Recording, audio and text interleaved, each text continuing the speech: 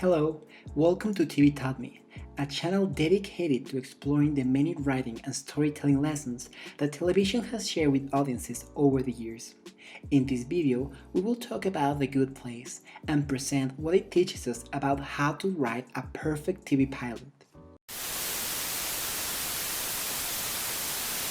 The first time I watched The Good Place, I was mesmerized. I'm a sucker for comedy shows, and I have loved Kristen Bell since I first saw her in Heroes when I was about 12 years old. So the sole poster of the show was enough to get my attention. Little did I know that this series was about to become one of my all-time favorites. The reason? It's quite simple. The show is freaking awesome. I don't want to get into an argument about which comedy show is the funniest. For me, every single one, or at least the ones that are worth watching, has its own unique traits and strengths. The Office has its characteristic embarrassing and relatable situations based upon the ridiculousness of everyday life.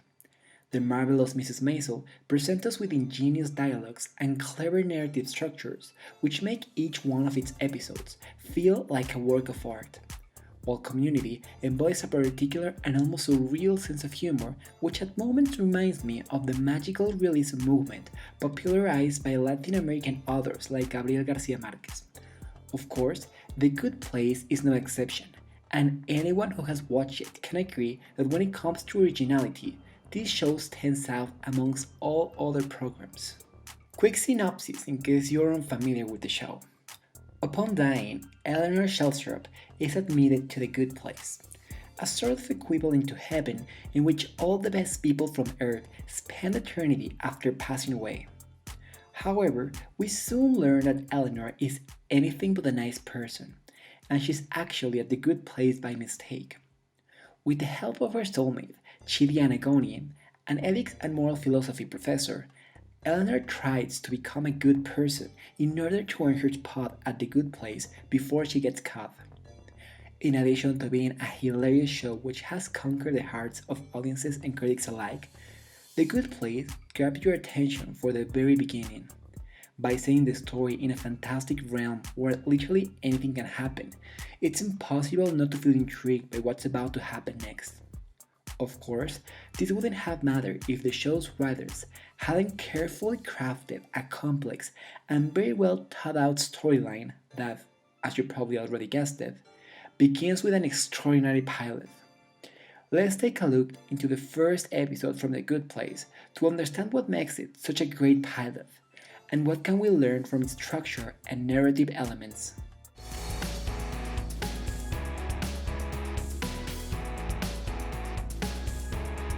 We all know that when it comes to TV pilots, Breaking Bad is almost universally recognized as the pilot every aspiring screenwriter should study to understand the anatomy of good writing. However, this doesn't mean there aren't any tons of other great examples given by different shows, which might even fit better with other types of creative voices that don't solely focus on drama or action. From my personal point of view, the pilot from The Good Place is one of the best ones to use as a reference not only for comedy shows, but also for series set in an environment which needs to be explained to audiences in a way that doesn't feel tedious or overly complicated. To do so, the show writers make use of multiple tools which we will now discuss.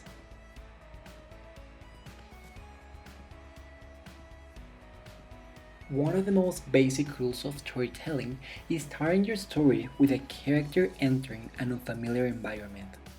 This way, there's a justification to explain everything the audience needs to know without it feeling too forced.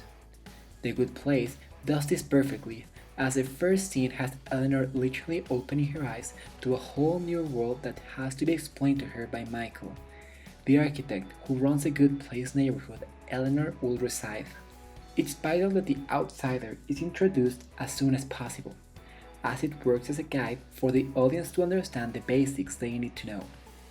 Just think about how confusing it would have been to figure out what was going on at the Good Place during the first couple of scenes if Eleanor hadn't dropped in until later in the episode.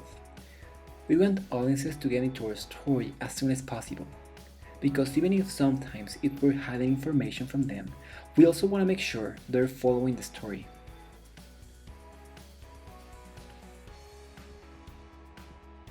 This is an expression attributed to the author and screenwriter Blake Snyder.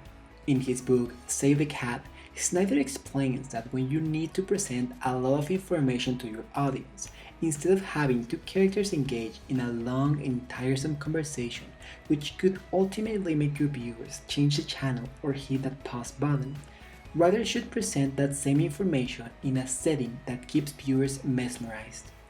The expression comes from a script called The Plot to Kill the Pope, written by George England, who chooses to bury expositions, as Snyder calls it, by having the Pope swim in his bathing suit at the Vatican pool, while other characters go through the details of vital backstory. The audience is so drawn to the oddity of the scene that all the explanation going on in the background doesn't seem as dreadful as it could be in another setting. The Good Place is a great example of this, as all the exposition about what's the good place and how it works, it's mixed with peculiar settings, surreal actions, and jokes which makes us keep our eyes glued to the screen. Michael could be explaining the in and outs of the good place all day, and we wouldn't mind as long as we kept exploring everything around this fantastical setting.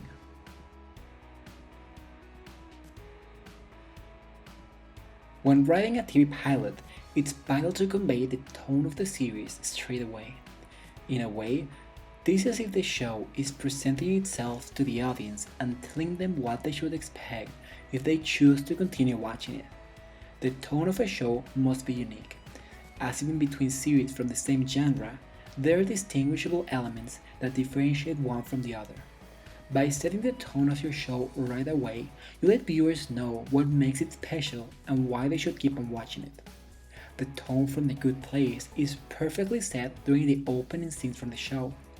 We don't only get an idea of what the show's sense of humor is going to be like, as we're also introduced to its aesthetic, the main characters, and the rules of its universe.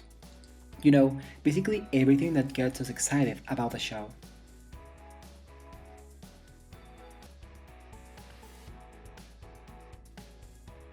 There's nothing wrong with stories that have only one main protagonist.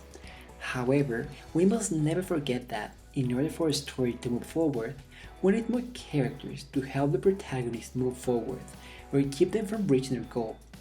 Put in simpler terms, your protagonist should have sidekicks and nemesis.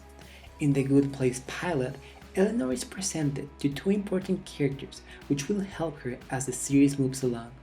First up, we have Chidi Negoni, Eleanor's fake soulmate and ethics professor, who will help her become a better person in order to earn her spot at the Good Place. In a way, he's the muscle, as he gives Eleanor the necessary tools she needs to achieve her goal. On the other hand, we have Janet, a program guide and knowledge bank who acts as the Good Place main source of information. Of course, she's the brains, providing Eleanor with all the information she needs to know about the Good Place. Pairing Eleanor with these two characters gives the audience reassurance that she can actually do something to achieve her ultimate goal of staying in the Good Place.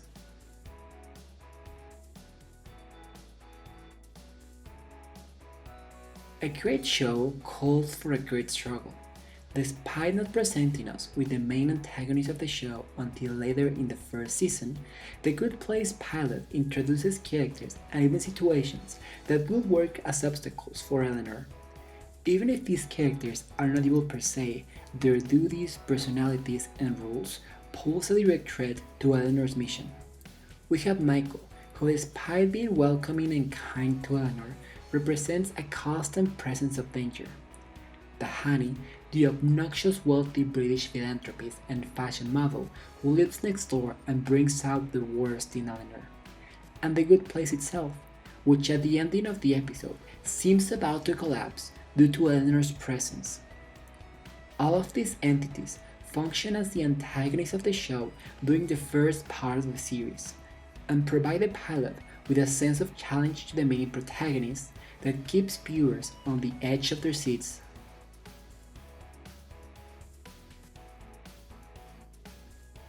Finally, a great pilot should end right where the main storyline begins. Think of it this way: the pilot is the introduction to the rules, tone, and characters of the series. After that, audiences know everything they need to start watching the actual series you envision in your head when pitching the show. The Good Place could have started with Eleanor desperately trying to become a good person in order to stay at the good place. However, the pilot episode chooses to introduce us to the experience of her rival, learning how everything works and the main obstacles she will have to face to stay. Because of it, the stakes feel much higher, and we as viewers are far more invested. When the pilot ends, we need to know what's about to happen next, and don't second guess about clicking that next episode banner. Upon analysis of the pilot from The Good Place, I think it's safe to state that the show has one of the best pilots in recent years for a comedy show. Not only does it do a great job of making us laugh with clever and creative punchlines, but it also teaches us how to present the necessary exposition of a complex world in a fun and seemingly effortless way. The introduction of well-defined protagonists, engaging supporting characters, and a clear obstacle at hand are other important lessons from this pilot on how to make viewers fall in love with a show from episode 1. So, what did The Good Place teach you? If you enjoyed this video, please be sure to give it a thumbs up and subscribe. It would mean a lot. I'll keep publishing more content on what TV has taught me, so don't forget to click on that notification bell. Thanks for watching.